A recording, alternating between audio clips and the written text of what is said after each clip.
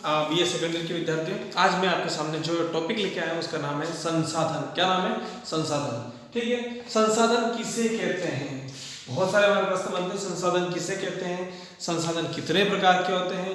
संसाधन क्या करते हैं? हमारे सामने ये प्रश्न है, उसका हम जवाब देते हुए बात करेंगे। संसाधन उसे कहते हैं, जैसे सामान्य तौर पर बता देता हूं मैं, संसाधन किसी कार्य में उपयोग होने वाले कार्य को हम क्या कहेंगे? संसाधन कहेंगे। क्या कहेंगे? संसाधन कहेंगे। जैसे मैं आपसे, आप जैसे बाहर दूर बैठे हुए हो और मैं आपसे बात करना चाहता हूँ, तो मैं क्या करूंगा? मुझे किसी संसाधन की आवश्यकता पड़ेगी। मेरे पास संसाधन कौन सा रहेगा? मोबाइल। तो मैं आपको क्या करूंगा? कॉल करूंगा। तो वो भी मेरे लिए क्या है? संसाधन है। जैसे मैंने आपको, वो कौन सा संसाधन कहलाएगा? संचार का संसाधन कहलाएगा।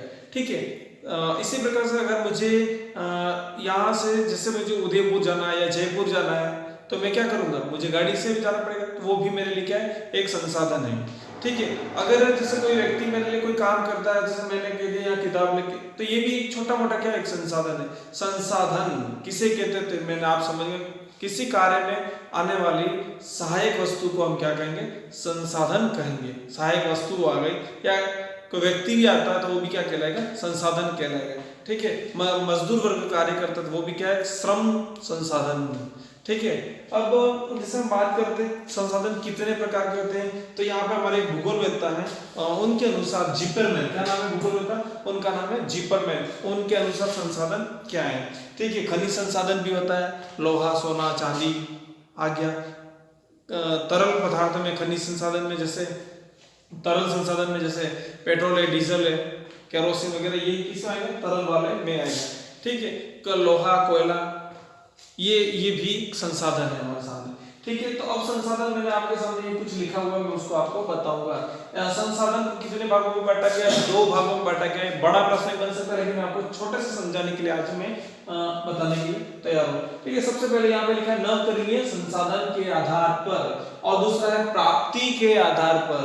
ये नवकरणीय संसाधन है और इसके आधार से, और हम दूसरी जो बात करेंगे वो किसके आधार पर करेंगे? प्राप्ति के आधार पर। ठीक है, सबसे पहले हम बात करेंगे यहाँ पे नवकरणीय के आधार पर कौन से प्रकार के होते हैं? अपरिवर्तनीय, दूसरा होता है परिवर्तनीय, और दूसरा है अपरिवर्तनीय, और तीसरा है अक्षय संसाधन। कौन सा संसाधन है? अक्षय संसाधन। ठीक है, तो आपको यहाँ पे जैसे कि समझ में आ रहा होगा, जैसे नवकरणीय के आधार पर और प्राप्ति के आधार पर, तो ये प्राप्ति के आधार पर नंबर दूसरा टॉपिक है, और नवकरणीय के आधार पर कौन सा है? नंबर 1। किस संसाधन को कितने भागों में बांटा गया? जिपरमैन के अनुसार 2 भागों में बांटा गया है, नवकरणीय के आधार पर और प्राप्ति के आधार पर। ठीक है, अब हम बात करते हैं नवकरणीय को कितने भागों में बांटा गया? इनको 3 भागों में बांटा गया। पहला है परिवर्धनीय, दूसरा है अपरिवर्तनीय, और तीसरा है अक्षय संसाधन। ठीक है, तीसरा कौन सा हो गया? अक्षय संसाधन। अब मैं इसके बारे में बताने वाला हूं। जैसे इसमें क्या होता है, जो चीजें हमें जमीन से रिलेटेड, परिवर्तनीय, ठीक है, उत्पादन, भूमि, जहां से हम क्या करते हैं? कृषि के माध्यम से हम अन्य नई चीजों का उत्पादन कर सकते हैं। ये उत्पादन भूमि हम कहां से उत्पादन कर रहे हैं? जमीन से उत्पादन कर रहे हैं। तीसरा जो आगे जो भाग आता है उसका नाम है जल, जो हमें सर्वसुलभ है, सही ढंग से हमें कहां जल जमीन से प्राप्त हो जाता है। इसके बाद है वन्य जीव। वन्य जीव कहाँ निवास करते हैं? आप सभी को मालूम है, जंगल में निवास करते हैं, और ये किसमें आ रहा है? परिवर्तनीय संसाधन में। किसमें? परिवर्तनीय। ठीक है, परिवर्तनीय। वन और मछलियां, ये सब किसी में आती है? परिवर्तनीय में आती है। और मैंने आपको बता दिया परिवर्तनीय में उत्पादन भूमि, जल और वन्य जीव। तीसरा जो भाग है इसमें ये मछलियां कहां से प्राप्त होगी? आपको पता है, तालाब, बड़े झील, महासागर वगैरह में आपको ये प्राप्त होंगे।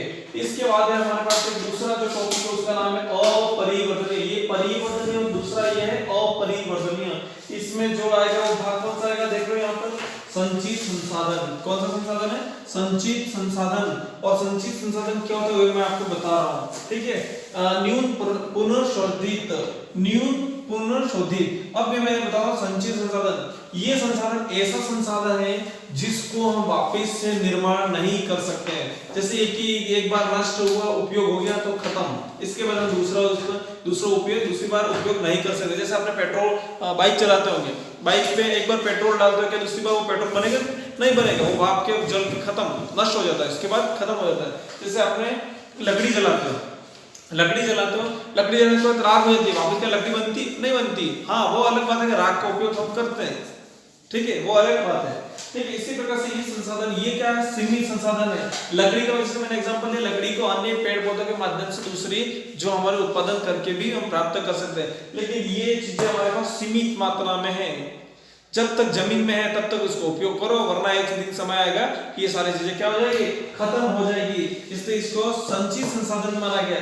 ठीक है, संचित का मतलब ये सीमित मात्रा में है, एक समय आएगा ये अपने आप खत्म हो जाएगी। ठीक है, ये संचित संसाधन में आ गया। पुनर्शोधित, इनको कुछ कुछ मात्रा में तैयार किया जाता है, पुनर्शोधित नए तरीके से इनको तैयार किया जा सकता है। गंधक है, टीन, फास्फेट, इनको हम क्या करें तो वापिस भी निर्मित कर सकते हैं। अब आगे हमारा प्राप्ति के आधार पर, किसके आधार पर? प्राप्ति के आधार पर। बराबर सुनते रहना और समझ में आ जाएगा आपको। ये बीए सेकेंडरी के लिए टॉपिक है, आर्थिक भूगोल से रिलेटेड है। ठीक है, सबसे पहले मैंने यहाँ पर एक भाग लिखा, उसका नाम है सर्वसुलभ। सर्वसुलभ फ्री में मिलता है। क्या मिलता है? फ्री में मिलता है। कैसे फ्री में मिलता है? आप जल को आप फ्री में प्राप्त करते होंगे, चलो वो बात अलग है, मार्केट में आपको बोतल वाली मिलती है, वो एक आपको नहीं मान सकते, लेकिन आपको ये जो जल मिलता है प्रकृति के आधार पर फ्री मिलता है, किसी के लिए कोई चार्ज, कोई शुल्क नहीं होता है। इसके बाद वायु के लिए भी कोई चार्ज नहीं होता, ये हमेशा हमें कहीं भी जाओ कहीं भी उपलब्ध होती है। इसी प्रकार से मृदा, मिट्टी भी आपको कहीं भी किसी भी समय कहीं भी आपको उपलब्ध हो सकती है, इसलिए इसको क्या बोलेंगे? सर्वसुलभ। सर्वसुलभ का मतलब होता है आप जहां भी जाओ ये चीजें आपके साथ हमेशा जुड़ी रहेगी। ठीक है, तो ये बता दिया मैंने आपको, प्राप्ति के आधार पर प्राप्त होती है, ये हमें सर्वसुलभ है। इसके बाद हमें सामान्य सुलभ। सामान्य सुलभ का मतलब होता है कुछ मात्रा में और कुछ मात्रा में नहीं। कृषि योग्य भूमि, अगर कृषि योग्य भूमि है तो बहुत बढ़िया बात है, अगर नहीं है तो उसको तैयार करना पड़ता है, उससे आप क्या कर सकते हो? कृषि माध्यम की, कृषि की जो भूमि होती है उसके आधार पर हम तैयार कर सकते हैं और उसके क्या कर सकते हैं? खेती वगैरह कर सकते हैं।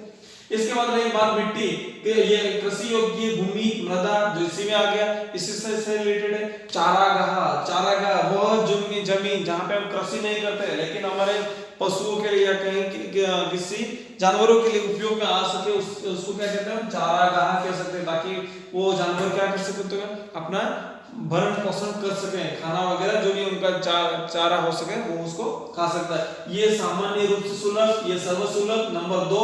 नंबर 3 विरल। विरल में आता है लोहा, कोयला, पेट्रोल। ठीक, विरल। सघन, सघन का मतलब बहुत मात्रा, विरल का मतलब कम मात्रा। बहुत आसान शब्द, सरल शब्दों में समझ जाना। विरल कम मात्रा में। लोहा, कोयला हर जगह मिलता है क्या? नहीं मिलता है, हर जगह दुकान में नहीं मिलता है। ठीक है, मतलब आपको समझना है कि यह हर जगह उपलब्ध जमीन में भी नहीं है, ये जहां मिलता है वहीं मिल सकता है। लोहा, कोयला, ठीक है, पेट्रोल जैसे हमारे राजस्थान के कौन से भाग में निकलता है? पश्चिम भाग में निकलता है, मरुस्थलीय भाग में, वहां पर निकलता है। क्यों निकलता है इसका भी मैं कारण बताऊंगा, आने वाला जो हमारा लेसन है उसके आधार पर बताऊंगा आपको।